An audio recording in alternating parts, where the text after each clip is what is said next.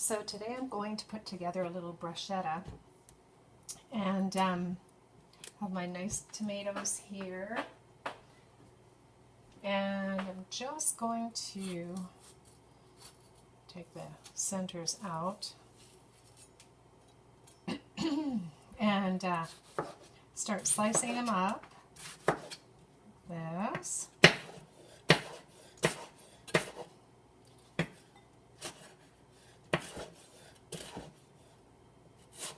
Put it in my bowl.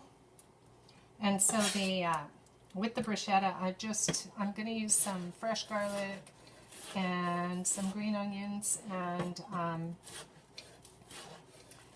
just some cilantro for decorating, red onion, and just a little bit of bell pepper. So just go a little bit faster so you don't get bored of watching me slice things up. Put this like this so you can just scoop it right in there.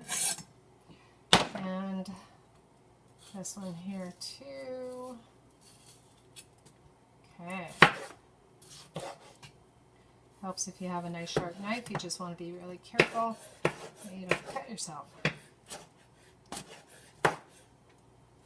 You could use a food processor for this too, which would probably be easier. Just throw those tomatoes in and give it a little swirl around, and that would probably be way easier. I didn't even think of that. I'm so used to doing things by hand. Get these in here without throwing them on the floor. Throwing tomatoes on the floor. And I've got just a few onions here. I trimmed them up because they've seen a few better days, but little green onions are still really good in the bruschetta. I took all the dried up ends off, and again, do that. So with the onion, actually I'll clean up my knife here. Just add a little bit of red onion. Get that like that, that like that.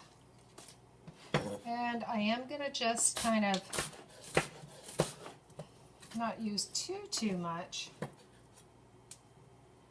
And again, just sort of get it into little bits of onion. Like that. Okay, a little bit of pepper. And again, you're just going to slice that fairly finely. Like, it all depends on how chunky you want your bruschetta. But I always like a little bit of red pepper in there as well.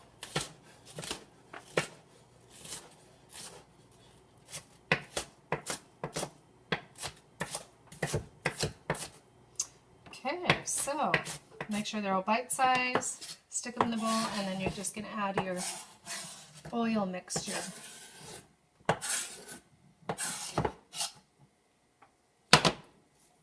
Okay, so that looks lovely. Now in another bowl, it's a good idea to use your olive oil. So it's basically a quarter cup of olive oil. Actually, that's more like a third, which is fine. And about a teaspoon of oregano, which I will maybe actually, I kind of like oregano. I'm going to use a tablespoon. Okay.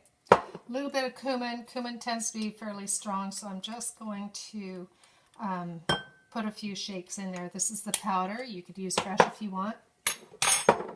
Garlic. I have a clove of garlic here. And I do love lots of garlic, so I'm going to add 2 pieces of garlic here. My fancy garlic crusher. Okay, so you just open that up, and that's a lot of garlic. But you know what? I really love garlic. So I'd say that's like a tablespoon of garlic. And I'm going to add a little bit of the balsamic vinegar to that. This is a pomegranate balsamic vinegar. And I really should have turned my phone off before I started this, but you know what? That's what life's all about. Interruptions. So you can see the sauce here. It's very lovely. And what you'd want to do is, that was about a teaspoon. I want to make at least a tablespoon of the balsamic. And your Celtic sea salt, for sure. You definitely want your salt there. I always love a little bit of cayenne, just a sprinkle. And some black pepper.